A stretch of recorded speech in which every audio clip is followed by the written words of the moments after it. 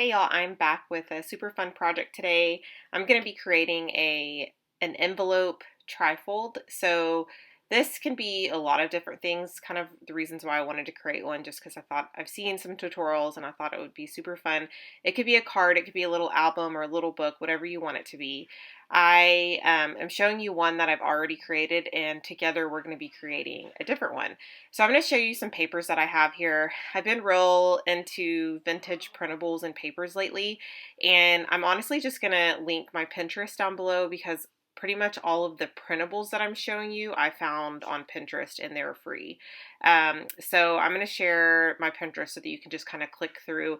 You're going to find it under scrap, and I'll make sure that I can link that. I have a bunch of different boards, and one of the boards that I pin these to is labeled scrap. So I'm going to I'm going to grab 3 different envelopes. This is a larger one. You can do this with any type of envelope and pretty much any size. I'm simply going to place some extreme tape, which you don't have to do this, but I want mine to hold together pretty well, especially because we're going to be adding papers on top of these. And I'm simply going to add it to each of or at least to 2 of the flaps. So I'm going to add it to one of the flaps, set the back of the envelope right on top of that, and then I'm going to add it to the next flap and do the exact same thing again. So you pretty much have 2 openings, or 3 openings, but 2 that are on the inside there, and then 1 that's on the outside, and then you can close it up however you want to close it. And you'll see more of that here in a bit. The next thing I'm going to do is start cutting my papers to size. So for my particular envelope, like I said, it's a pretty big envelope. And for mine, I believe it was about 8 3/4 by 5 3/4 was the size for the top of the envelope. As soon as you get into the inside where the flap is, it's going to be a little bit smaller. So I think it ended up being like 8 3/4 since it's the same length, by like 5 1/4 or something like that. So you just measure your own envelope and decide what's going to cover and you honestly don't even have to do this. You can collage it if you want. You don't even have to measure your papers. I just kind of wanted like a background paper so I can add some fun papers on top and not have to it was going to be a quick process. So collaging would have taken, I think, a tiny bit more time. That's totally fine. You can tear papers, not even measure, whatever floats your boat. So I am going to continue cutting papers. Now I'm cutting these printables that I'm super in love with. They're just some like almost like sketchy pencil drawn florals, but they're vintagey looking, and they even have some little vintage writing there at the bottom.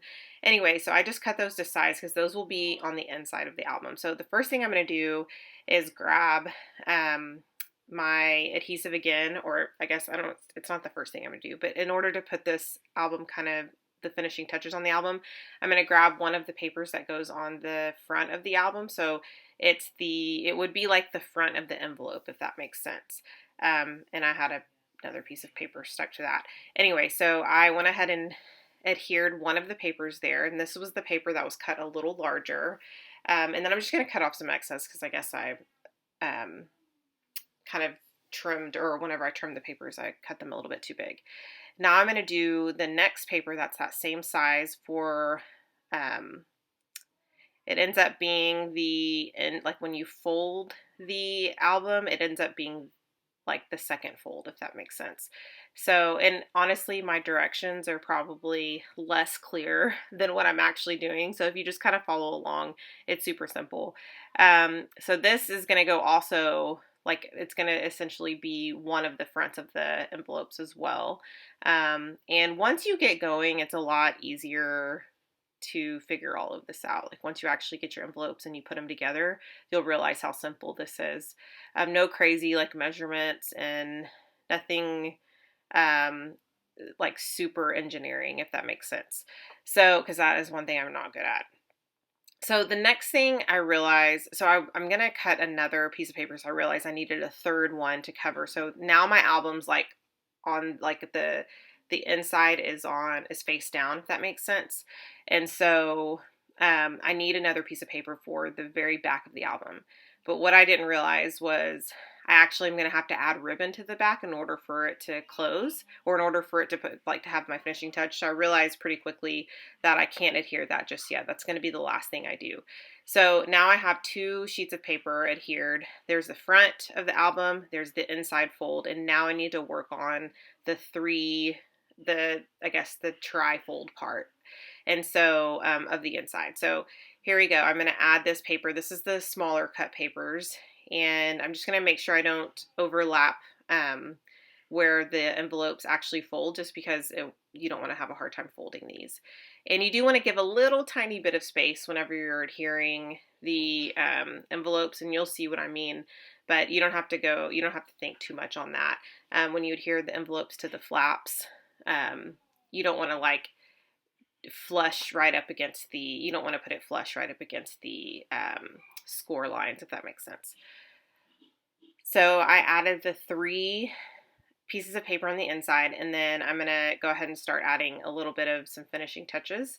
So I added a little bit of washi. This is actually more like masking tape. I got in some sort of kit at one point, but it's really neat because it kind of has some vintagey looking icons on there.